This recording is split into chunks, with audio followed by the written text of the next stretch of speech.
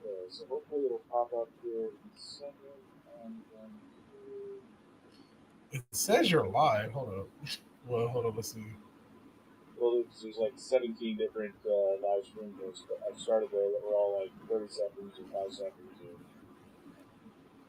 Let's see.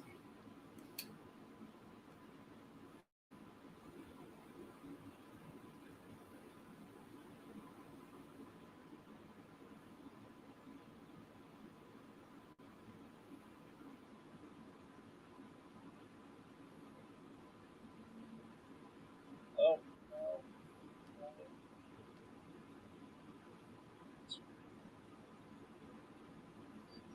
At my OBS.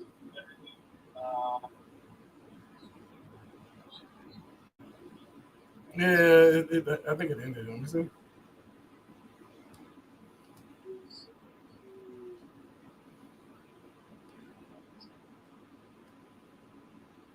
Yeah, it ended. I think.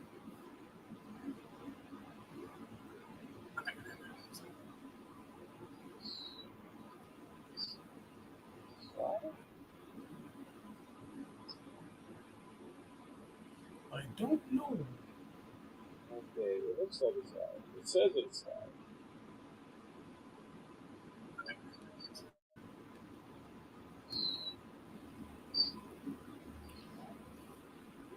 Yeah, I think it is. I just heard what you just said. Yeah, okay, yeah, it's live. Yeah, you're live right now, but there's no images of anything on the screen. It looks like that. It usually delays for a few seconds, and then hopefully you should see. I just heard what you just said. Oh, there we go. You popped up. Yeah. Okay, yeah, it's live. Yeah. Okay, there. I think we're up now. Okay, perfect. Dispensing with any of the show intro stuff, but okay. This is try number 75 on the live stream, so I'm just going to jump right in and say, hey everybody, thanks for joining us on the Dragon Movie Guy podcast. Today we are talking about November movie releases. My guest today is Davey from the 80s of Cinema Chop Shop. Davey from the 80s, thank you for coming on and thanks for bearing with me through these technical snafus. Oh, no problem, no problem. Yeah, you're sounding good on my end. Am I sounding good on yours?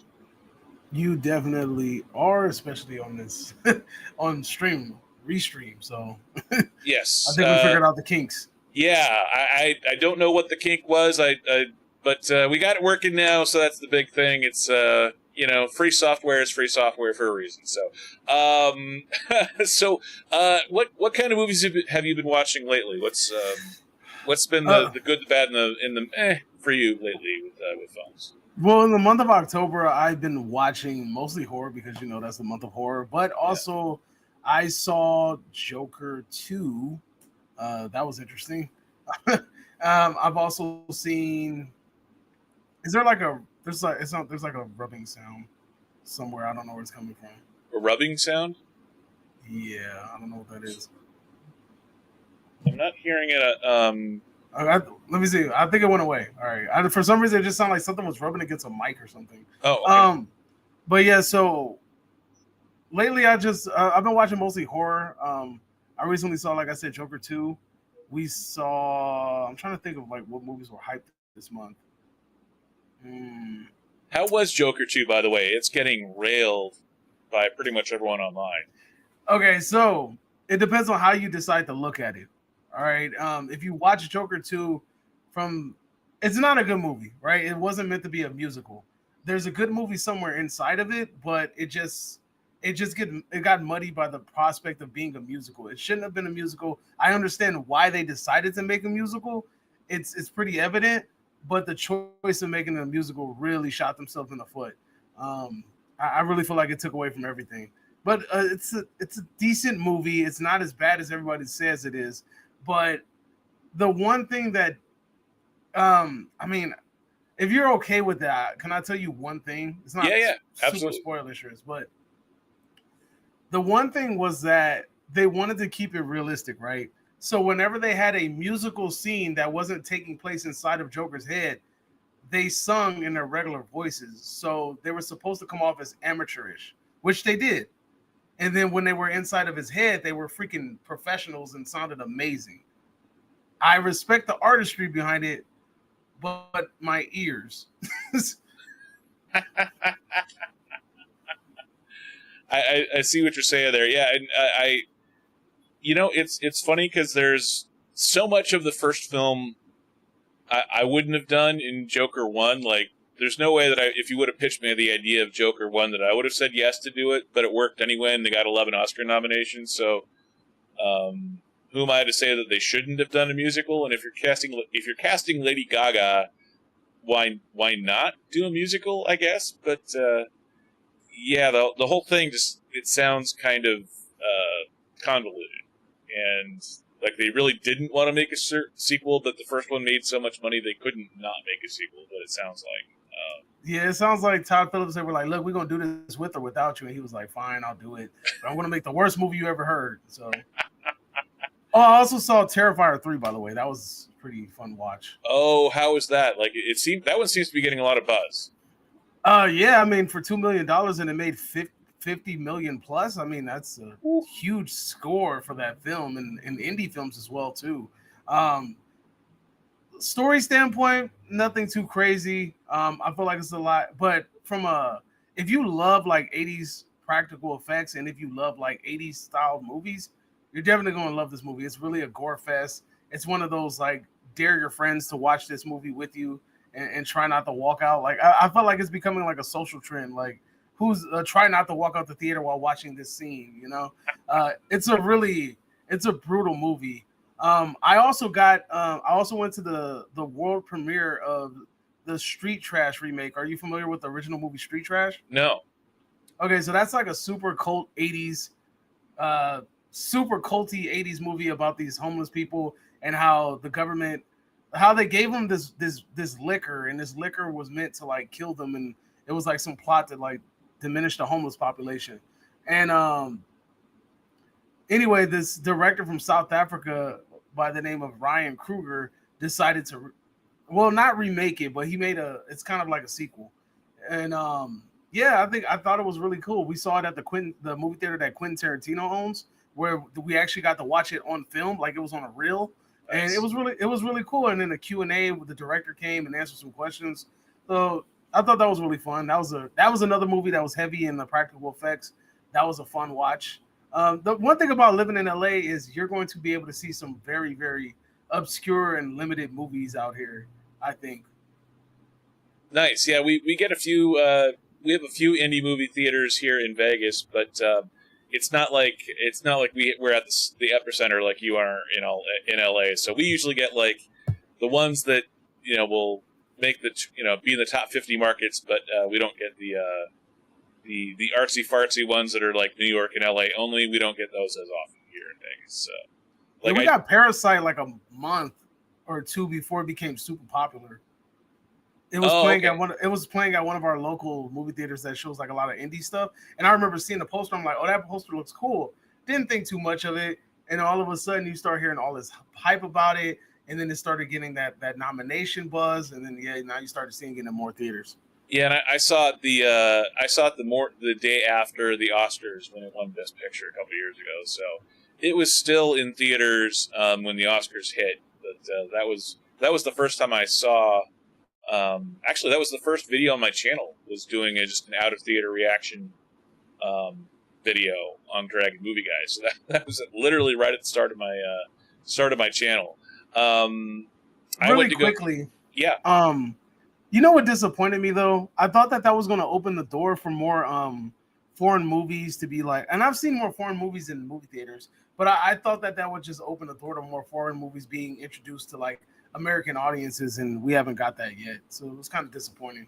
Well, COVID hit right after that, so I think people not going to the theaters as much because of the pandemic probably hurt. I mean, it hurts everything across the board with regards to box office in general, much less international, I think, too. Although I think things are getting closer back to normal now, but with all the streaming, it's so hard to get people back in theaters in general now that trying to get them to expand their choices and have more foreign films, much less indie films in general, I think has been a lot harder than I think probably any of us would have thought going into COVID. So I think I went to go see this little almost a Tarantino wannabe film called Strange Darling. I was just about to say Strange Darling. I knew exactly what you were talking about. Yeah, it was actually super good. It was really good, and it was really surprising in how good it was for being like a really small film, and for having Giovanni Ribisi as the cinematographer, director of photography in this tiny little film with, other than a few cameos from like Barbara Hershey and that sort of thing, the main characters I don't think anyone's ever heard of before. So that was actually a really well done film. I liked it. I remember really tracking that movie down to go watch it. I felt like the third act was a little didn't live up to everything else, but overall it was a good movie. Have you seen Cuckoo? I have not. No, that one actually looked pretty good too. It looked like it was shot up in Vancouver. I didn't realize that was the same director that did Lose. Oh, nice. Okay. Yeah, no, I hadn't. I've seen the trailers, but I have not gone to see it much. I haven't gone to the theaters as much the last 6 months or so. I started a new job last fall, so the first 6 months of any new job, I try and focus on that, and so I started going back a few months ago, and then trying to get everything else in order to be back on YouTube and back watching movies and back reviewing films. So kind of slowly limping my way back to theaters to watch more films. So hence why we're doing this live stream is trying to get back on the ball and see what's up. So we're going to be talking about the biggest movies coming out in November. You ready to jump in on our first film? Go for it. First film is Here. Tom Hanks, Robin Wright, director Robert Zemeckis. This is it's a weird looking film. It's all from one point of view with a non-moving camera, although it is moving through time. This is, it's almost like a GoPro camera. It's just a wide-angle lens in one spot in space as it moves through time. And we're getting a lot of CGI de-aging, a little bit of an uncanny valley, I think, on Robin Wright and Tom Hanks' faces, but it looks like a lot of fun and it's pretty creative. Have you seen the trailers for Here? I have not, but it's sort of coming off like a time lapse. How they have the camera sitting in one spot and it's like a time lapse type thing. Yeah. Okay, that sounds like an interesting idea, but very, very, very risky. That's a very bold move. Yeah, I think it looks like it's taking a lot of risks, and a friend of mine, Rob, who I had on the channel, we were talking about it. He's a big fan of big swings, like taking a lot of risk, and it may or may not work, but we're sure it's going to help. We're sure as hell going to try and make it work.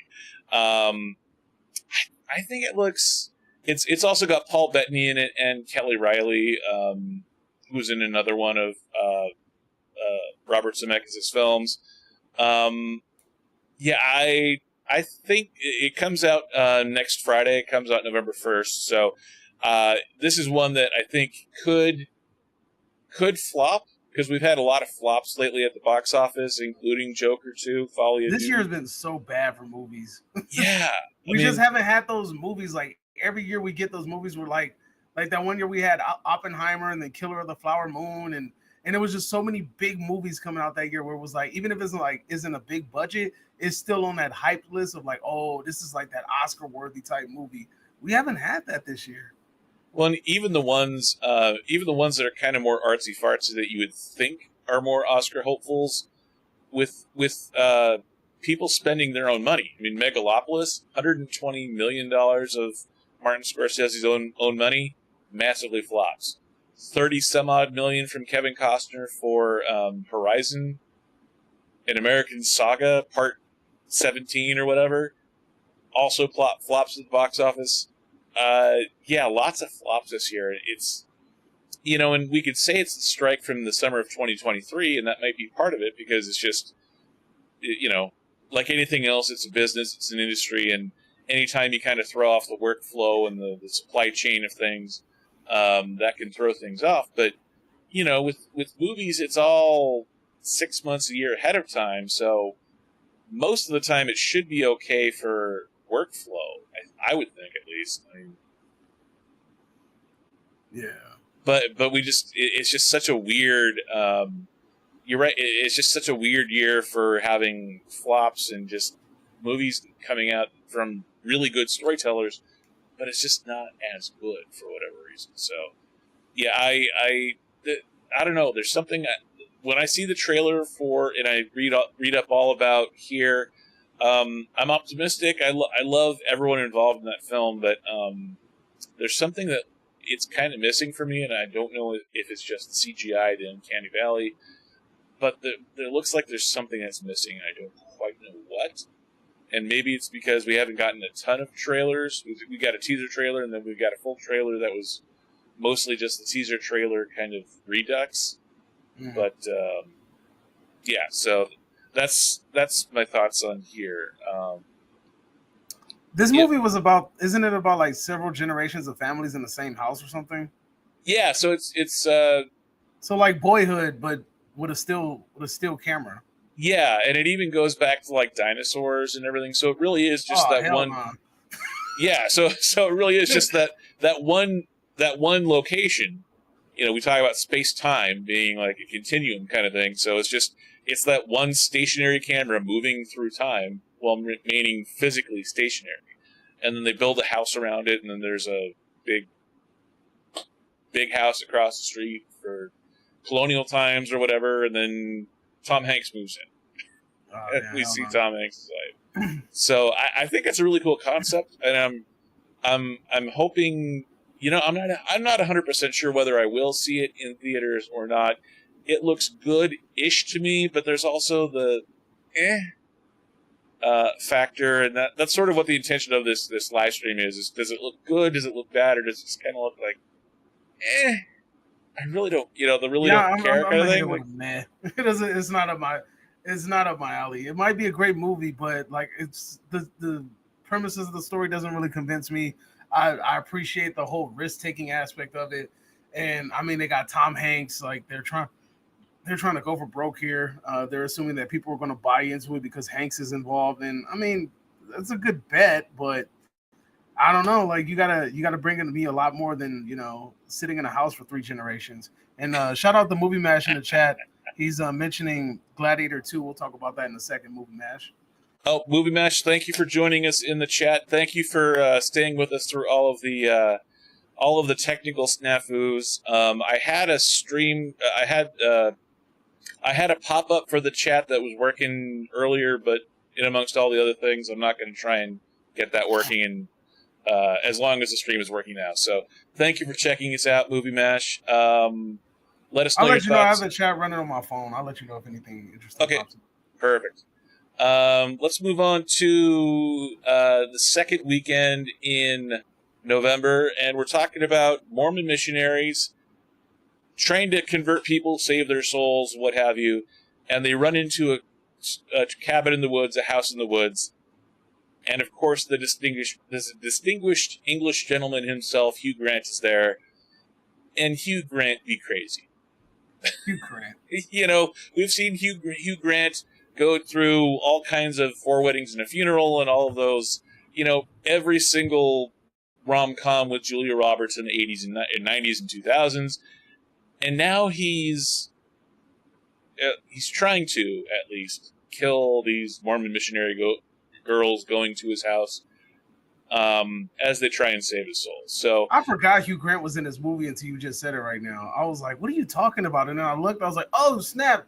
He's talking about Heretic. Yeah. I forgot he was in this movie. I'm like, Hugh. I was like, really? What movie is he in? Yeah, what are your thoughts on Heretic? To me, this is one that, like, when I first saw it, I was like, okay, it's interesting. So it looks a little bit like Saw. It looks a little bit like a lot of low-budget, kind of shot up in Vancouver kind of films. I love the idea of these missionary girls trying to, going out and doing their duty. and then all of a sudden they're in the middle of this weird Saw-like horror film. I can't imagine finding myself in that kind of situation. What are your thoughts on this film, on this trailer? It's like a biblical cat and mouse game. But yeah, I honestly, I have to shout out Movie Mash again. He was the one that told me about it. He's like, Davey, have you seen this damn movie Heretic? Have you seen the trailer for this movie? I'm like, what are you talking about? Heretic? What is that? He like, it looks good. It's an A24 movie. And I'm usually up to date with A24 and Neon stuff. And I'm like, nah, I haven't heard of it. So he sends me the trailer, and I'm like, this looks pretty damn good. Like, this looks interesting. But if anything has taught me, especially Long Legs, is not to get my hypes up too much, because Long Legs disappointed the hell out of me. I thought it was going to be an amazing movie, and then it kind of fell short. But I really have high hopes for this movie. I'm hoping A24 could kind of hit it out of the park with it. I'm really crossing my fingers, but it really does look good. It's getting some decent reviews, if I'm not mistaken, but so did Long Legs, so I have to keep that in mind as well. But yeah, Heretic, that's actually one of the movies I'm looking forward to this month, even over Gladiator. I'm kind of more hyped about this movie. Really? Yes. Nice. You try and pull up. You know, it's interesting too, is the Movie Match says he wasn't invited again. Movie Match is the British gentleman that I was doing a stream with last time. Oh, okay. Well, thank you for joining us. You know, it's interesting too, looking at the directors. It's a directing team: Scott Beck and Bryan Woods. I have up on the screen some of their directing credits. At least Scott Beck's directing credits. Ooh, he was on Haunt. I like that movie. Yeah, and 65 was okay, but there's nothing really here that stands up to me that stands out to me that it's like, oh, I love that film. I have to watch this because that now. Like, yeah, I mean there's that, but sometimes you just gotta. Sometimes directors get that one project where they really get to show what they're worth, and I'm hoping that this will be his. There is something too that it's interesting because Sophie Thatcher was in that climbing up that giant antenna movie. A year ago, and then Chloe East, she was the Shiksa goddess from the Steven Spielberg movie The Fabelmans. She was the over the top hardcore Christian first girlfriend for the young Steven Spielberg clone in the film. Okay. So it's the two of them, and so it's interesting that they're teaming up to try and survive a homicidal Hugh Grant. So yeah, I think this looks great. It is interesting too. Coming out November 1st, so Halloween season, horror film season. I thought it would have dropped in October. I thought every time when I saw that release date, I'm like, why November? And it wasn't really much for it to compete with in October. I mean, yeah, you have the potential of Joker maybe doing something, and then also competing with Terrifier, competing with Smile 2. Yep. But at the end of the day, all three of those movies had a lot of potential to make money. I know Terrifier made money. I'm not sure. I haven't looked at Smile's box office. I know last year or the previous movie did really well. I think they could have gambled on an October release, but I think they want to just kind of make sure that they have no horror movies really fighting with them upon this release. And we've had so much supernatural horror in October. It is sort of interesting that we're getting more of like the trapped style horror. Where it's just Trap. we're just not like Trap the movie, but just nothing supernatural there. It's just a psycho guy trying to kill everybody and puts them into a trap, as opposed to. Okay. So different types of horror films, a lot to choose from in the theaters. But yeah, this one looks good. I think this one looks good to me. There's nothing really meh about it. It looks really well conceived and really well put together. And yeah, the A24 of it all, that part really looks good to me. I'm a huge A24 fan. Anything that looks bad or kind of about Heretic to you? Nah, I think it has all the thumbs up for me, but as a skeptic. I will kind of have skepticism in the back of my brain, especially with this year's so many movies that could have been good that just didn't live up to the hype. So I'm gonna be skeptical, but at the same time, I have more high hopes for this movie than I have low hopes. So it's getting good for me. Perfect. Let's move on to our third film that we're talking about. We're talking about Red One. This is The Rock. This is The Rock. This is Dwayne The Rock Johnson. This is Chris Evans, and this is J.K. Simmons as a really buff Santa. I can't believe it. It's off the top. Yeah, it's it's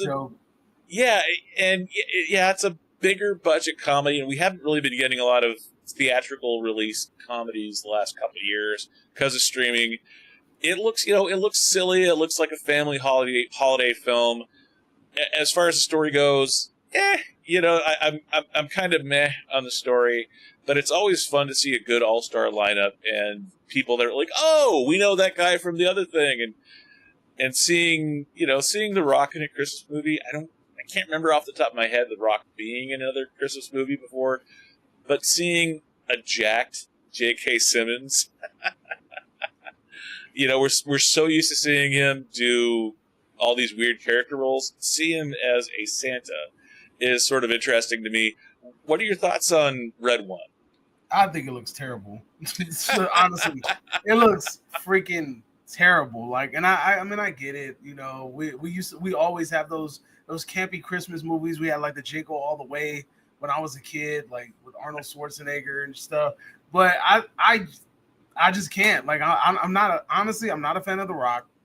Thinks he's a terrible actor. Don't know how he's one of the highest grossing actors in Hollywood, but hey, it is what it is. I guess the name kind of sells tickets. J.K. Simmons, amazing actor. We all know him as J.J. Jameson from freaking Spider-Man. He's like synonymous with that. But everything else about this movie is just screaming bad, all the way to the bank. And I think this is probably going to be a freaking holiday flop as well. So not even a meh. It's just it's bad. It's bad. It's reindeer crap bad. Oh God, like reindeer games bad.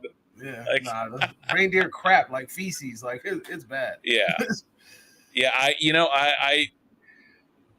maybe it's just the lack of good studio level comedies the last couple of years that's making me excited for this film, and not that it's like super exciting, but because we haven't had a lot of studio level comedies come out, I'm kind of waxing philosophical for, average Christmas movies at best, like Four Christmases, like all of those 2000s, 2010s films that they're not the all-time classic Christmas movies, but at least it's it's Four Christmases, it's Reese Witherspoon and Vince Vaughn. We're not even getting that the last couple of years. We're getting more low-budget, straight-to-streaming comedies at best. And maybe it's just me going oh, it's The Rock, and it's Captain America, and it's J. Jonah Jameson in a Christmas movie. Yay! So maybe I'm just being a little bit too optimistic, but it looks good-ish to me. Kind of reserving judgment a little bit. It's as a Christmas movie, it's not supposed to be the best movie of all time, but I kind of regret crapping on those raunchy, Horrible Bosses, what is it called, super bad type movies, because I was feeling like they were getting played out. Give me those again, because I can't deal with this. This new comedy is horrible. I can't deal with it. It's not funny at all. Well, it's just, I don't know. It's just, I guess it's just made for a different generation. Well, I think it's just a lack of effort, because most of those films, like I was a huge funny. Well, I'm a huge fan of Superbad. I liked Tall Pass and others of that ilk more than I love them. But at least you could tell when you were watching those films that they worked on the script. Whether it was good or bad or just kind of at least they took the time to work on the script and have several passes at refining a story, refining the comedy a little bit. Yeah. Most of the last 5 years or so, most of these comedies that come out straight to streaming, whether or not they have a decent sized budget, it always kind of feels like a straight to DVD, straight to streaming film. Bottom of the barrel Walmart movies, right? Yeah, Those yeah, Walmart, exactly. the Walmart $2 discount bins. Yeah, The that's what they feel American like. Pie straight to DVD kind of level Oh of my god, effort. don't they want to do another one of those movies too? If I'm not mistaken. Oh god, yeah. Well, they've already done 4, but all the straight to DVD ones, like the ones they couldn't even afford, Allison Hannigan for. You know what movie's getting a sequel? Which one? Spinal Tap. Didn't even know that. Oh yeah, yeah. I remember hearing about that.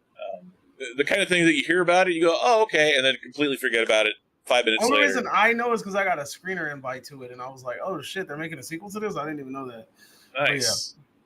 Didn't click the invite link, but yeah, I saw it. I saw the invite. Speaking of, we're going to be talking a little bit here about a similar style one that reminded me of Spinal Tap. But wrapping up Red One, I'm not. I don't know whether I'm planning to watch this one or not, but it's not at the top of my list. But it is one of those that like I may end up going to see and just kind of with no expectations. Hopefully, it'll entertain me. Doesn't sound like you're planning on No, Right, not at yeah. all. Not even going to stream it. Not going to watch it. Not going to bother. going. Moving on to Gladiator 2. The Best Picture winner sequel 20 some odd years later. Why? I'm asking why though. I mean, to me, I wasn't sold. I'm still not sold. I watched this trailer and I'm like trying to find out, like trying to feel if I feel the same thing as the first Gladiator. I don't feel it. Like I'm just like, I'm gonna watch you just because I like the first film, but I don't know. I'm very skeptical about this movie. Yeah, I mean, I keep asking why. I mean, it kind of in the same way that like actresses will oftentimes save nudity for later in their careers when they need a hit. Comedians always save comedy sequels for later in their careers when they need a hit, like Dumb and Dumber 2. Jim Carrey needed a hit. Let's do the Dumb and Dumber sequel. Ben Stiller needs a hit. Let's do Zoolander 2. But for Best Pick, you don't usually see Best Picture winning movies get a sequel quarter of a century later, 20, 25 years later, unless Ridley Scott really needs a hit. And Ridley Scott has not had... I was looking through his IMDb. Like, what's the last good movie Ridley Scott made? Well, it's interesting. I took a screenshot of his IMDb. I'm also not sold on Denzel being the villain. He sounds like Alonzo from Training Day. Yeah. He does. All you gladiators out there, I just can't see it. Just like, I'm gonna have y'all out there breaking stones in Pelican Bay. Something, I don't know. I can't see it. So I have a screenshot here of Ridley Scott's Napoleon, Behold, God of House of Gucci. Yeah, so like The Last Duel was good but not great. I didn't see Napoleon. Is that the Napoleon with Joaquin Phoenix? Yeah, and it went straight to Apple TV Plus. It was kind of one of those that it got a little bit of Oscar buzz. But I heard it's not good. Is it true that it's not good? I haven't seen it. I don't have Apple TV Plus. I want to watch it, but I just haven't got around to it. But I heard a lot of people say it's not that good. Yeah, I'm hearing the same thing. So it is fascinating that if we look at, Ridley Scott being one of the most accomplished directors of our generation, growing up the last 40, 50 years. And the only two names that ring a bell are Napoleon and House of Gucci. Yeah. And I didn't see House of Gucci either. And The Last Duel was the one with Adam Driver and Ben Affleck and Matt Damon. Oh, yeah. So, and just off of this list, because I just wanted to take a screen capture of basically the last 10 years, Ridley Scott has basically not had a major hit since The Martian. And I love The Martian. Oh my God, I thought you were talking about a different Martian. I'm like, he made that movie? I thought you were talking about the Christopher Scott Martian movie from the 90s. Oh, no. Just Matt Damon, all the All-Star cast, that whole thing. Feel-good movie of 2015. And it's been 9-10 years since we got The Martian, and we've got an okay Alien film. We got Alien, not Prometheus was not good, but Alien Covenant was it was okay, but that's just off the screen on this. But we just haven't gotten much from Ridley Scott the last 10 years. So part of me is wondering, well, maybe is this, we need a hit, so we're doing Gladiator 2. Maybe he's trying to prove that he still has it. But you don't prove you still have it with an IP that's as well known and notorious as Gladiator. That's like coming back and doing another Alien movie. Yeah. Yeah. So Yeah. I mean, you don't prove you still got it with something like that. Like you build something from the ground up to show you still got it. Yeah, I agree 100%. And it seems a little, I don't know. It seems a little desperate. It doesn't seem like there's a story here that needs to be told, I think. Paul Mescal and Pedro Pascal are kind of emerging actors the last couple of years. I'm not a huge fan of Pedro Pascal. That's just me, though. You're not a huge fan of his? Not really. I'm not sold on him. I've seen him I feel like he's getting pushed a lot, and I don't see why. Yeah, I like him. I don't love him. I like the idea that he's in Fantastic Four. I love The Mandalorian's first 2 seasons. Mandalorian was cool. Kind of fell off a little bit. But Paul Mescal was nominated for Best Actor, I believe, a year or 2 ago. I haven't ever. He's the other guy here. He's the guy on the left. I have. Yeah, but what was he nominated for? What movie was that? It was I think a French movie or something along those lines. It was one that I never actually went to go see for the Oscars, either last year or the year before. But I haven't seen Paul Mescal in anything. I just know his name from that Oscar nomination from a couple of years ago. And then of course Denzel. Denzel's always.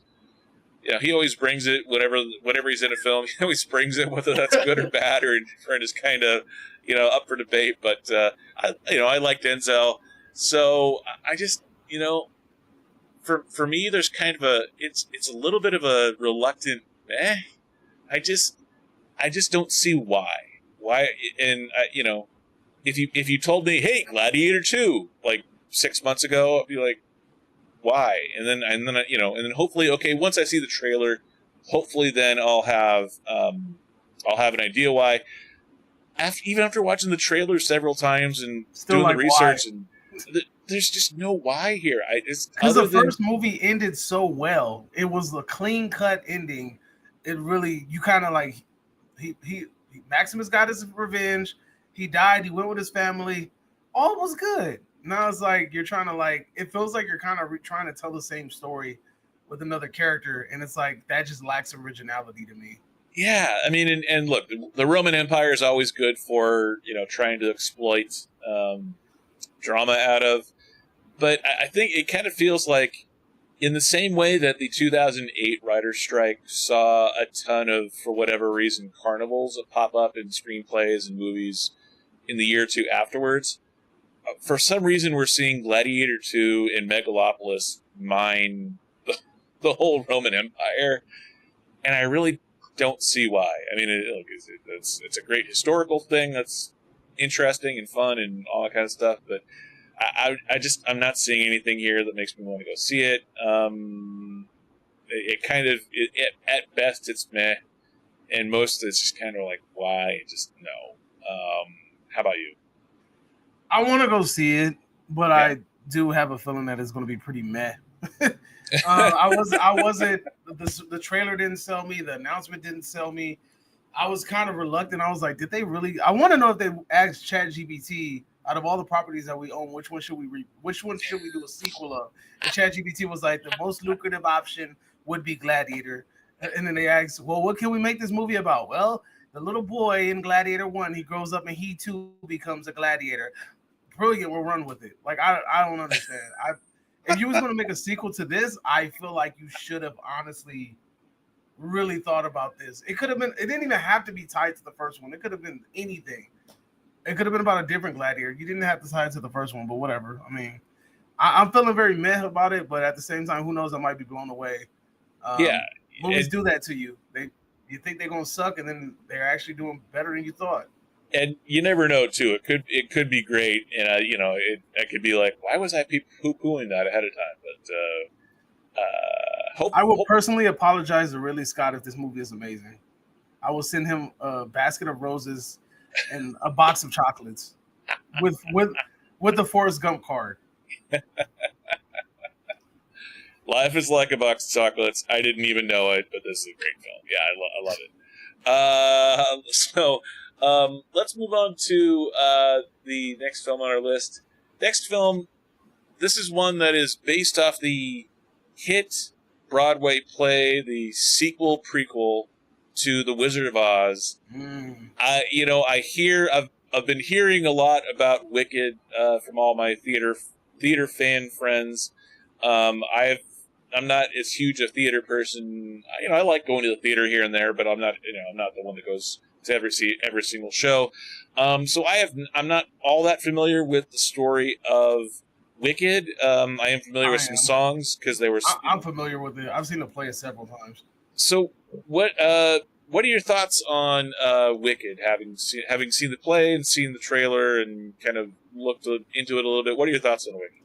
Number one, I'm going to say this in one time only. Y'all better get Defying Gravity correctly. If you get that done correctly, you sold me. But if you make that song terrible, I am going to hate you forever. I'm just going to throw that out there now. But, I remember being introduced to Wicked because my aunt is an avid book reader. And one day she comes home and she has this green book. I'm like, what the hell is this green book that you have? And I'm like, why is there a witch on the cover? And she said, this is like a quasi prequel to The Wizard of Oz. And I'm like, really? Like, what do you mean? And she's explaining the story to me. And I'm like, oh, it's like that big bad wolf story when I was a kid that it told her from the perspective of the wolf. And she's like, exactly, it's like that. So she tells me about it. She gave me the book to read. I never got around to reading it. But then we went to go see the play. The play is fantastic. I mean, the musical numbers, the storytelling, so on and so forth is really great. So if they can translate that play into into the film, which it looks like it's going to be, I think it's going to be all right. I think the problem with some movies that go from plays to movies is sometimes they don't get advertised as such. So you kind of don't know what you're getting yourself into. Like I'm looking at Sweeney Todd. Sweeney Todd, I felt wasn't advertised enough as a musical. So when you went into it, you were kind of like bombarded with music. You're just like, yo, why are they singing so much? And then the same thing with Joker too. Yeah, you're being told it's a musical, but the trailers never make you feel like it's a musical. And that way, once you're in the movie and you're bombarded with all these dumbass songs, you're like, ah, damn, you really are a musical, you know? But movies like Les Miserables, and Cats and shit like that, they're straight up with you. They're telling you to your face, this is a musical. And then also The Color Purple that came out, last December, right? So if these movies are upfront with you and they tell you what they are, I think they're going to make a lot of money. I mean, Mamma Mia made a lot of money. I don't know if Mamma Mia 2 made money, but yeah. And then we're seeing a lot of movies being transitioned into stage plays. Back to the Future is getting turned into one.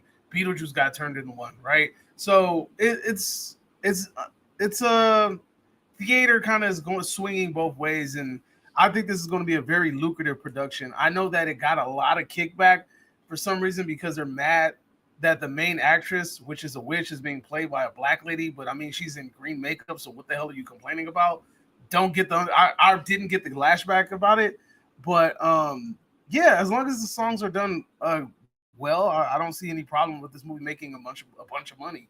And honestly, too, yeah, it always confuses me when studios lean away from a film that's a musical, because it's weird. I mean, these studios are spending hundreds of millions of dollars to produce a musical movie, and then when it comes time to promote said movie, unless it's something like Wicked where everyone knows that it's a musical and it looks like a musical, a lot of these studios are kind of leaning back away from the fact that it is a musical, as if they're scared of it, and which is weird because if you're listening to the pitch, you know that it's a musical. You are yourself are spending spending $100 million producing a big budget. $145 million. I didn't even realize they spent that much on this movie. That's a lot. That's almost $200 million. I just don't get why studios lean away from the fact that films are musicals. I don't think obviously they're not doing that with this, because I think everybody knows that Wicked is massively popular on Broadway as a musical. So I think if it wasn't a musical, then it would be it'd be even stranger. So yeah, I'm No, really well, looking. It could go both ways because remember it was a book, right? The book came. I remember seeing the book as well too because I was introduced to the book before the musical. So they could make a stage play like, and then also The Color Purple. The Color Purple was turned into a straight up movie. So there's some movies you can do that with, and this you can definitely do that with this movie. But I think that they see how lucrative the stage play is and how frequently is touring and how much money it rakes in. They're like, we're not going to turn down the possibility of making all this money by making a regular movie. We have to make it a musical. At least that's what I think. Yeah, I mean, and I still have not seen the first Color Purple movie, much less the second one. It looked No really way. good. That's illegal, man. Yeah, it's one of the holes in my swing for, especially for Steven Spielberg, to not have seen a Steven Spielberg film. I think there's 3 or 4 Steven Spielberg films that I still haven't seen yet, and The Color Purple's one of them. Is one of them Duel? No, actually, I've seen Duel. I actually own Duel on Blu-ray because I found it in the Walmart $5 bin at one point, and I was like, "Hey, that's the one." So I bought that and I think it's a 4K Sugarland restoration. Express. I think I got a 4K restoration recently. Oh, nice. Okay, yeah, and I remember it was done as a TV movie, and then they kind of shot some extra stuff to make it for the theatrical release.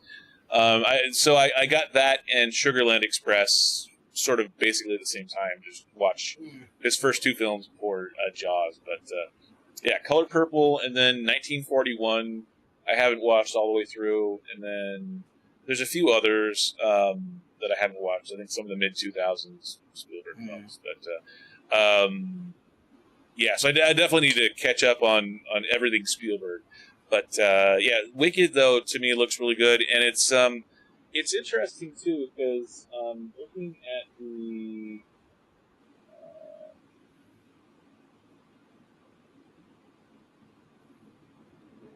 Cynthia Erivo is playing Alphaba, and then Arianna Grande. What are your thoughts on Arianna Grande playing the Linda the Good Witch? I mean, I'm not really vexed on Ariana Grande's catalog when it comes to music. I know a lot of people felt like they could have had a better vocalist play Glinda, but I mean, we live in a day of freaking auto-tune. I'm not trying to hear that shit. I mean, there's like tons of singers that are terrible singers and have gotten their voices like adjusted with auto-tune, so I'm not worried about it. The studio spent a buttload of money on this movie. They're going to make sure it sounds good, even if she can't sing. So the interesting thing here is we're getting Jeff Goldblum as the wizard, and then we're also getting the director of this film is John M. Chu, who also directed In the Heights musical. okay, and also directs one of the surprise which hits is another musical, right? Yeah, musical elements to it, but not really a proper musical in my opinion, at least. But just more of a comedy and celebration kind of approach to Crazy Rich Asians. When that came out, I fell asleep during that movie. I didn't finish it. Yeah, I mean it's a feel good film. It's it's a lot about Asian heritage and celebrating that kind of thing. So, but there's not really a central through line with John M. Chu's directorial efforts, in my opinion. At least he's got some good films here, but like it is kind of an interesting idea of him directing this film as opposed to like an Adam Shankman or somebody. So. Then again, though, I liked In the Heights, so hopefully we're getting it looks like it's beautifully shot. Cinematography looks really good on this film. So to me, all of this looks good to me. There's nothing. The biggest thing is going to be the CG. They can't have any bad looking CG in this movie because there's too much in it. There's a lot of CG. You can't afford to have shitty looking CG. And I am, I think I'm harder on CG than pretty much anybody, at least anyone that's kind of in my circles. And all of the CG looks good from my perspective, but they're also not really going for realism with CG here. They're going for theatrical. They're going for they're going for more of a stage kind of look. So I think there's a little bit easier it's a little bit easier to get kind of elevated CG that's not looking bad or the uncanny valley effect of it all. So, I love the costumes. I love the idea of the music because I'm not all that familiar with the music and story. So I'm really excited for this one as a good feel good Christmas holiday one.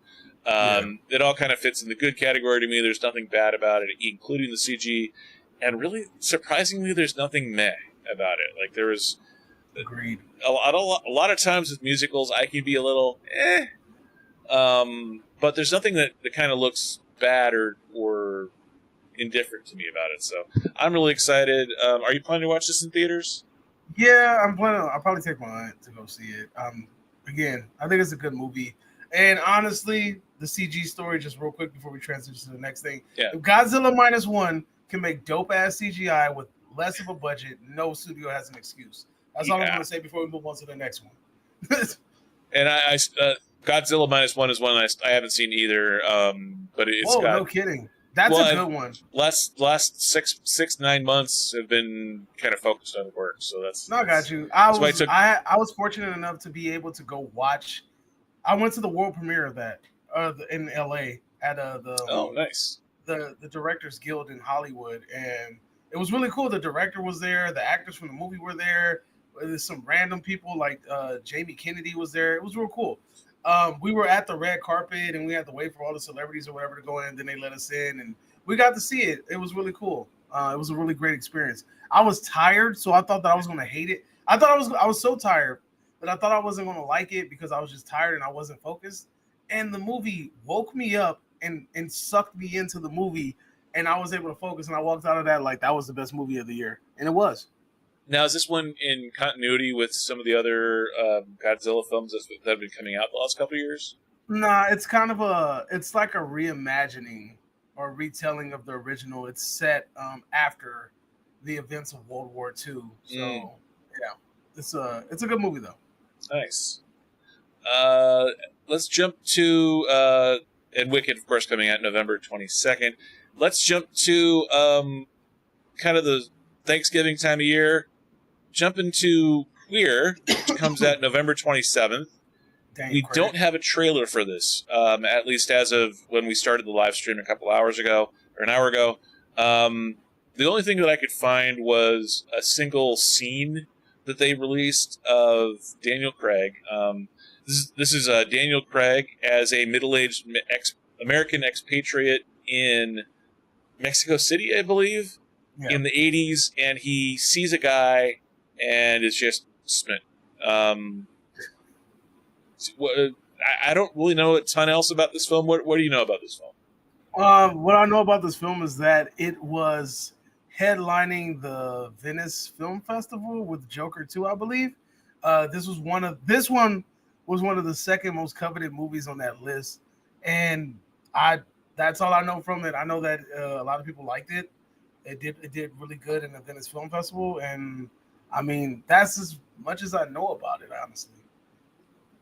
Yeah, I think you're pointing out too that this is the type of film that looks like it could be getting Oscar nominations come January. That wouldn't surprise me, especially being a late November release on a film. Sort of interesting. The director of this film, Luca. Gosh, I don't want to butcher his name. Luca Guadagnino. I know I butchered his film. But he's directed a ton of different stuff.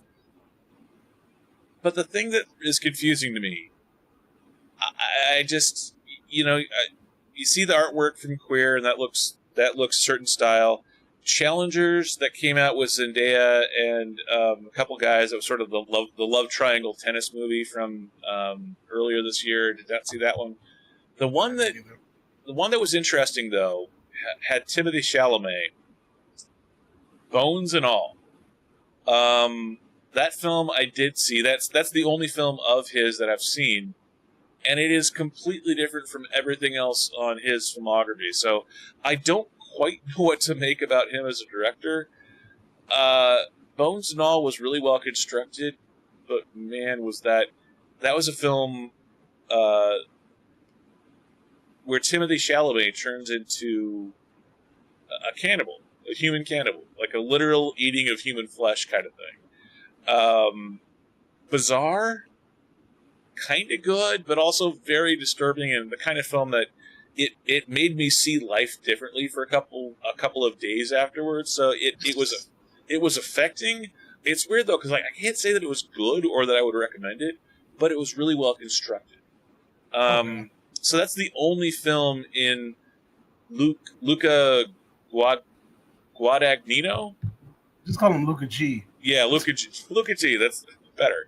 So Luca G's filmography. That's the only one that I've seen of his.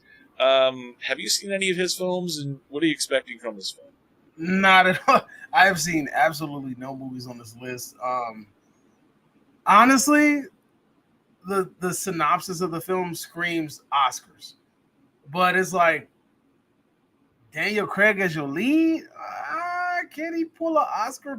Like, have we ever seen Daniel Craig really like put on like a A+ performance, like in anything? Like, has he ever done any acting roles that really like blew you away and show that he has like some deep rooted acting chops? I can't think of one unless like I'm just being like, passive. Well, it's hard to not see him as James Bond. That definitely that one. I mean, because I remember him in A Girl with the Dragon Tattoo, and his role wasn't anything extravagant. If anything, his second lead kind of was more interesting than him.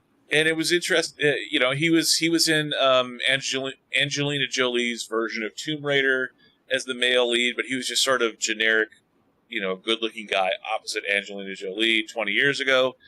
And then I remember him being, I think, in Logan Lucky. Probably. As like a good character-driven thing. And then, of course, Glass Onion, or not Glass Onion. Yeah. He's the detective. Yeah. And, like, so Knives Out, right? Yeah, Knives Out. So Knives Out and Glass Onion, I think. He shows up in different stuff, but it's usually one of those things where he shows up, you go, oh, Daniel Craig's in this film, and he's doing something different. Maybe this will be his Brendan Fraser whale. I don't know. Yeah, because you don't associate Brendan Fraser with like A+ acting. He's just like beloved by people. Like the last time we saw Brendan Fraser before his departure from Hollywood was on some DC show as a damn robot. And then all of a sudden he pops up in the well and he blows people away and they're crying and they're like amazing, So maybe this would be Daniel Craig's The Well. Who knows? I don't see I just can't see it. Like, I can't see him blowing me away with his acting, and him being the lead in this movie is kind of like irking me. Like, I'm like, I don't know if he's gonna be able to pull this off, but who knows? I don't want to doubt the man, but I'm doubting the man. Well, and it's so hard because I think he's a talented actor. He has decent choices in films. So unlike he's sort of like the anti-Dwayne Johnson. Like he has good choices in films. Like Dwayne Johnson's always like the best part of a bad film. So why can't he choose better films and not be the best part of a bad film? He actually because if he's in a good film, then they would see how bad he truly is. That's true too. But the thing that keeps popping up to me, and this is the biggest bad and meh simultaneously about Queer, is that this is the type of film that I want to see a trailer for. Because when you bring up the title, it's evocative. It grabs your attention. When you hear James Bond is playing a gay character for, I believe, the first time in his career, or at least one of the first times, at least one of the highest profile times in his career, that grabs my attention. So why haven't we gotten a trailer yet? It hit the film festival circuit, which is usually a good sign of quality and a sign of a film that's already done and in the can and ready to promote. So why haven't we gotten a trailer for it this film? Good question, especially something that's being released next month. and look, I know we've had a lot of the other independent films that have been coming out the past year. I don't see how, but a lot of the indie movies that got bought up in the last, in the 2024 film festival circuit, as they were going to Cannes, as they were going to Sundance, South by Southwest, all these films were getting bought up by all these different studios and distribution companies. And yet, for whatever reason, these companies, these studios that bought them up at these film festivals have been really slow to put out trailers for a lot of these indie movies coming out this year. And now that we're up into, and okay, fine, indie movies don't necessarily do well in summertime, but now that we're getting to Oscar season, and they reserved these release dates for Oscar hopeful type films that everyone believes can win, why are we not getting trailers released online? You don't need to have a ton of trailers, blanketing television. You don't need to do the ad spend. Yeah, because usually you even have trailers before they even hit film festivals. Like I've seen movies, especially with movies like this. There's some movies that go into film festivals where you know that they're going to be picked up by somebody. A freaking movie about Daniel Craig being gay in Mexico screams Oscar nomination. So it's like, that all the studios are going to be Googling over this shit and drooling over it. So it's like, why haven't you already generated a trailer to just at least put to the people, or at least a teaser? You could even give people a teaser, but they don't have that. So that's the only thing that is just, it's sticking in my craw a little bit. Well, it's sticking in my craw a lot for being a film that has that release date. It has the marquee name. It has the unique angle on it.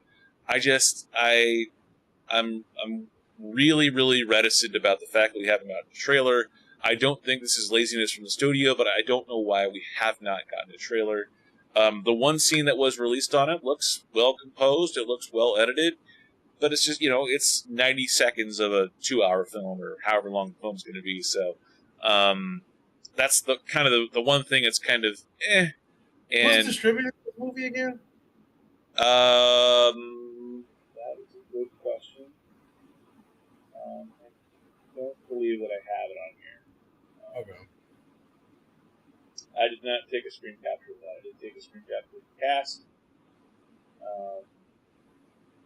Premise: Lee, who recounts his life in Mexico City, is an American expatriate, yada yada yada. But I did not see the description of this. Oh my god, dude, this poster is crazy. It is A24. Oh, A24 got it. Okay. another good sign of quality. Yeah, it says production company Frenzy, the apartment pictures, and then distributed by Lucky Red for Italy, and then A24 for the United States. So I'm not surprised that A24 is waiting until The Wire to release this shit, especially because they're having they're probably waiting until the Heretic comes out to put the trailer in the Heretic trailer, because that's first week in November, correct? Yes, but that's the weird thing though, is that that's a weird choice. With a film with A24 being sort of like the gold standard of indie films, A24 films are not ones that get a lot of commercial airtime on TV. They're not trying to buy out. A24 is not trying to buy out all the movie commercial spots on the Super Bowl or on the World Series. Definitely. So it doesn't really cost anything to put a trailer on YouTube. So that's why. That's another. Yeah, you're right. So it shocks me that they wouldn't release a trailer. I guess we should be grateful for the one scene that we did get that shows the initial attraction phase, I'm guessing. So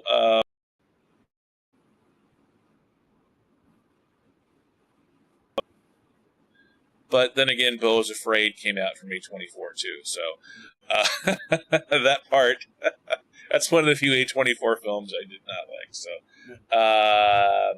I'm kind of reserving judgment until I can see a trailer whether or not I plan to go watch it. Same here, and then we'll find out if it joins the ranks of Moon Knight and Dallas Buyers Club and Brokeback Mountain. Yeah. Exactly. Moving on to the one Disney film on our list for this Thanksgiving, for this holiday season, Moana 2. It's weird. I've not of all the Disney films, and I've seen most Disney animated films, I just never got around to seeing Moana. Another movie with The Rock. Good things. Yeah, another film with The Rock.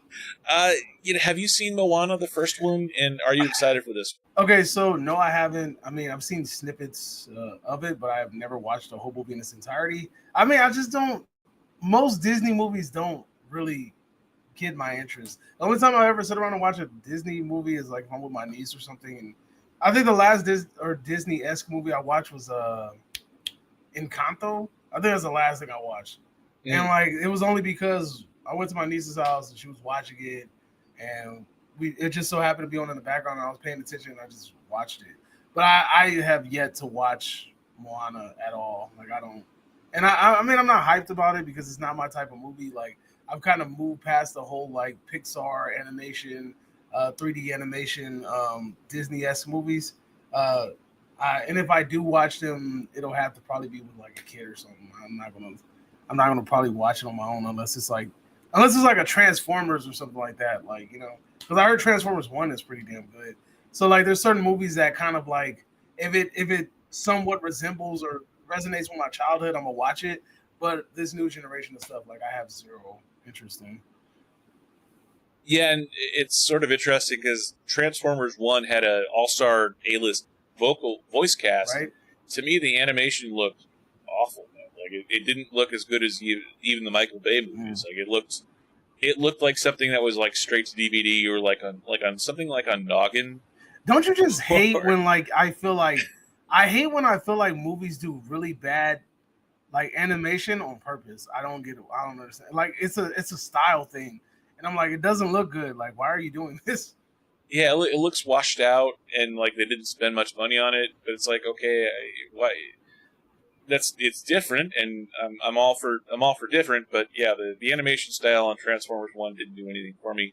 The animation on this one on Moana 2 looks well done. I love the whole kind of glow in the dark kind of look to the film. But having not seen the first film, there's nothing about the trailers and the information that we've seen on IMDb or Wikipedia or any kind of background information on this that really piqued my interest. That was like, oh, I have to not only watch this film, I have to go back and watch the original one as well. I need to catch up. There's just, for whatever reason, there's nothing about it that screams at me like, why haven't you seen this film? Yeah. It just, same here. And there's not a meh factor here, and there's not a bad factor here. I'm just not interested. It just is. Yeah, exactly. I just don't care, and not that it looks boring. It just, I don't know why. Usually Disney and especially Pixar, everything they do usually with Pixar is ones that I'm their opening weekend most of the time. Yeah. But Moana, I don't know. There's something here that's not hitting me, and I don't quite know why. And I love Disney, I love Pixar, so it's not that I'm a 49-year-old guy with no kids, so that I'm not interested in this family film. It's not that. I mean, I even went and saw the Toy Story spinoff, Lightyear. I went to go see Lightyear in theaters. So, and that was okay at best. So, I'm someone that I love Pixar. Yeah. So, I'm someone that I love animation. I love Pixar.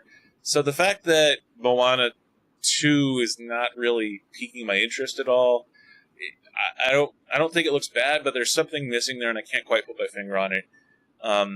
But it's not motivating me to go watch the first film, and it's sure as heck not motivating me to watch this film. It's not really a meh. Yeah.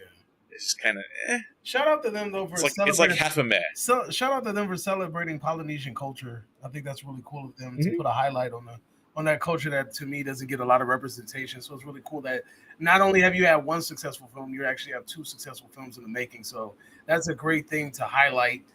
But I'd still it's not my type of movie. I mean, I'm more of a like Paranorman stop motion type dude, like a Monster House or something like that, or Coraline. Yeah, that a Wallace and Gromit, which apparently they're coming out with a new movie. Yeah, I'm that type of guy. Like I'm not really like a Disney, Moana, all that stuff. And I forget which one was the one where they sang "You Don't Know About Bruno." No. That's Encanto. Was that Encanto? Yeah, that was actually really good. It was really I love the heart in that and the cultural aspects. Yeah, I mean, the music was great. Look, when I watched the movie, I'm like, damn, that was actually a pretty damn good movie. Like it's like that movie Inside Out. Is it Inside Out? About the feelings and stuff. Like that would never be a movie that I'm interested in watching. but I ended up watching the movie because I think it's kind of forced to because of my job. But anyway, we watched it. And I was like, yo, that's actually a pretty damn good movie. Like, I'm surprised. Same thing with Coco. Like, I wasn't interested in watching it.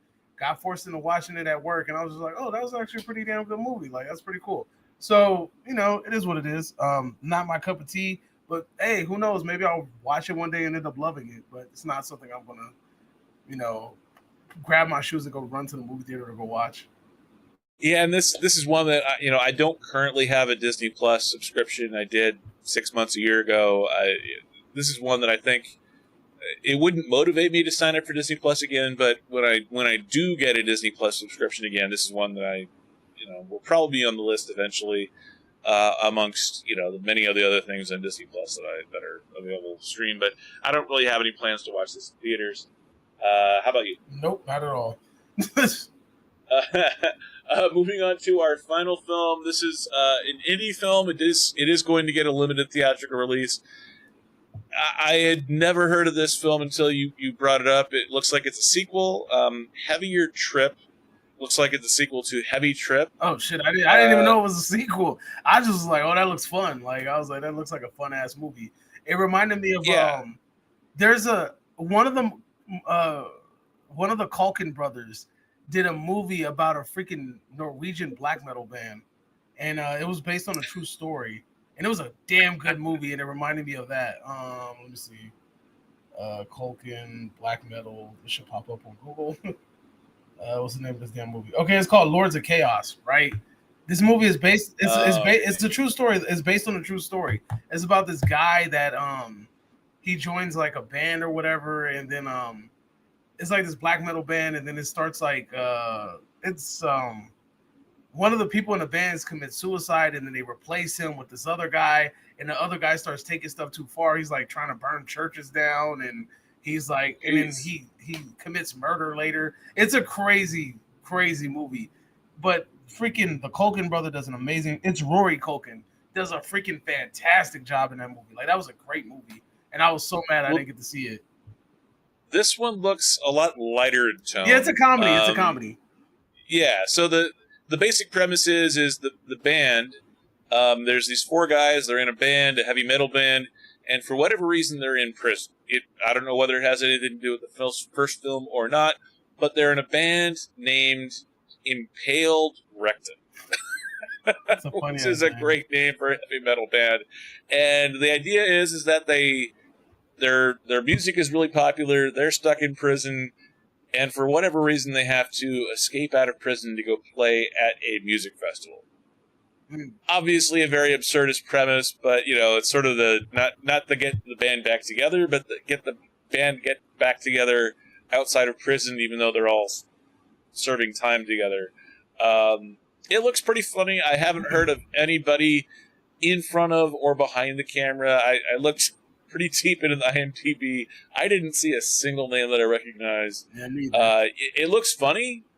It did kind of evoke memories of Spinal Tap, but not in a mockumentary sort of way. Yeah. So I can't really speak to it anything other than that.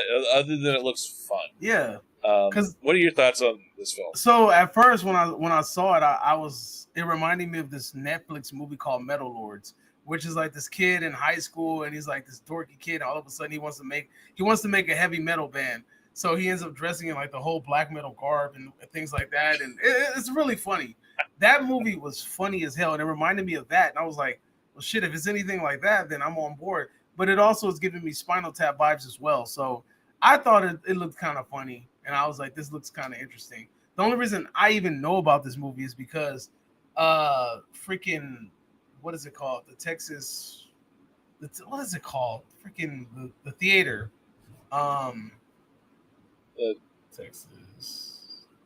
Texas Chainsaw Massacre. No. Hold on, I'll tell you right now. It's a Texas-based movie theater that's out here. I forgot the name of it. The Alamo Draft House. Oh, okay. So the Alamo Draft House, what they do is they always like focus on like indie projects, and that's one of the great places in LA to see some of those movies that are from around the world, because if I'm not mistaken, this is a Finnish movie, and yeah, like they're actually showing it sometime next month at the Alamo Draft House. So I thought that was pretty cool. Yeah, it looks fun. It looks really interesting. It looks hilarious. It's definitely something that I would probably want to check out, especially with an audience. I really want to see this with an audience. Yeah, and it definitely has that look of, it looks like it was shot to be seen in theaters. It doesn't look like it was cheaply done. So you're right. The fun that's on display in the trailer, there's a certain energy to it that I think with a lot of comedies, when I've seen trailers for comedies the last 6 months, there's an energy that's missing, and this one has an energy to it. So I don't know if I'm going to see this in theaters or not, but I definitely want to learn more about the first film, because whenever you have the second film and it's heavier, and the first one is heavy, it almost kind of makes you want to go, okay, well then the third of the trilogy is going to be heaviest. But no, it looks fun, and I think that could be in short supply, even for holiday season. But it does look fun. It looks fun to me. I think it's interesting. Final thoughts on this film or any of the films we talked about tonight? I mean, like I said, out of all the films that we mentioned, Heretic takes the cake for the most interesting movie next month for me. I know there's probably some other movies coming out. I think this one movie's coming out on Shudder, the one that I mentioned, The Devil's Something. I forgot what it's called, The Devil's Lake, The Devil's Stream, The Devil's Something. It's coming out on Shudder. I think I would like to give a shout out to Shudder because I feel like they're doing a fantastic job at picking up movies in film festivals, just because a lot of the movies that they have picked have gotten limited movie theatrical releases before they actually go online. So we're talking about like In a Violent Nature. We're talking about Late Night with the Devil. Those movies all got theatrical releases prior to them being released on Shudder, and they get pretty good reviews. So shout out to Shudder for doing a really good job at picking up these movies at film festivals. And as much as I rail into streaming for kind of lowering the bar on comedies, we do live in an era now where there's Shudder and there's Tubi, and while these are not going to be films that make $100 million at the box office or have these big budget all-star casts, it is sort of that thing of giving people up and coming talent a chance to shine, a chance to develop their craft, a chance to tell unique stories that you couldn't tell in a fourth quadrant big budget film. Tell them for a release that's going to be on Shudder. Tell them for it's going to be a release on Tubi. So yeah, I'm definitely in support of all of them. I just don't actually end up getting around to watching a lot of films on Shudder or Tubi. I mean, yeah, Tubi's a little bit harder because a lot of those are really low budget productions. Because like almost anybody can submit a movie to Tubi.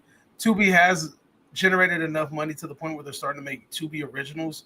One of the first Tubi originals that I saw was they remade that freaking that horror movie that had Jamie Lee Curtis in it about, what is it, New Year's Eve or something, or what was it called? Terror Train.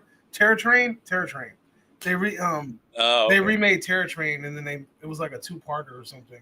So I mean, look, Tubi's coming up. As they start to develop and get better with their IP, they're going to do pretty well. Amazon's coming up with streaming. They just bought the MGM catalog, so we have that Carrie TV series coming out with Mike Flanagan. And then also I've heard things of RoboCop. I mean, there's a lot of stuff to look forward to. Freaking Daniel Day-Lewis is coming out of retirement to do that movie with his son. Yep. So, I mean, it is what it is. Hopefully next year holds a better future than this year, because I felt like this year's movies was kind of dry. Yeah, and it's funny that you bring up Amazon buying MGM. I could totally see a streaming series for RoboCop. The fact that we haven't ever had a streaming series of RoboCop kind of surprises me, because it looks like it could be like a really good episodic type outing over the course of 10, 12 episodes. Yeah, depending on how they want to do it. I personally think that they should probably go the nostalgic route it just kind of do that classic look and then go about it like that. That's just me. I've had the privilege of meeting Peter Weller before, who was a freaking douchebag to the guy in front of me, but hey, it is what it is. But yeah, definitely. Amazon has too much properties in order to like. They should start really digging through that stuff. Because I think in that process they got a hold of 007 or not. I think so. I think they can't. I don't think they could do anything with the property though without the consent of the family. It's true too. But yeah, I definitely need to check out more about Shudder and Tubi and check out more of those releases too. Shudder's been doing good. I'll give them that much. They've been really. At first, they were really like a low quality streaming service, but they've been doing a really good job at scoping out movies at the film festival. Like I said, they got into Violent Nature, and on my channel, I had the privilege of interviewing one of the antagonists of that movie, Johnny, who was played by Wright on my channel. So that was a good experience. Oh, nice. Yeah, I'd love to start doing more interviews with actors and filmmakers myself. So that's awesome. The film that I think, much like you, the film that really is kind of the most interesting to me of the ones we talked about is Heretic. That is, for whatever reason, the idea of seeing Hugh Grant as a serial killer or a wannabe serial killer, not quite sure. But it's a fun setup. The fact that it's A24, I love, and it's just there's something about the visual that they're showing on screen with the sort of marionette kind of thing effect of the model of his house that he's done, of all the traps and everything. I love the idea of that. I hope it's as good as it looks. Same here. And yeah, and you know, like anything else, when you have a good high concept for a horror film, it doesn't need to be the best execution in the world. It just needs to be a good realization of that one really good idea for it to be a good film. You know, look at Smile or Megan. Just, you know, not the perfect films, but fun and makes money. And appeals to that PG-13 fan base. Yeah. Yes. That's what it is. You need the PG-13 kids. horror film. You need the kids. That's what it does. It's true. It doesn't have to be massively bloody to be entertaining. So, so I'm looking forward to Heretic as well. And who knows? We'll probably end up with like 17 Heretic films, and 2 or 3 years from now, we're going to be like, oh god, another Heretic. I don't think so. Only because Blumhouse owns it. Only because Blumhouse has it. I don't think so. Now, if it was I said Blumhouse. A24 has it. I was thinking ahead. If Blumhouse owned it, then we would get several movies. But, yeah, true. So that's it. So let's live stream, folks. Thank you for checking us out. Thanks for sticking with us, and thank you. Your friend from your British friend you saw last week. Movie Mash. Thank you. Thank you for checking in with us. And everybody, thanks for watching. We will see you next time. See you, buddy.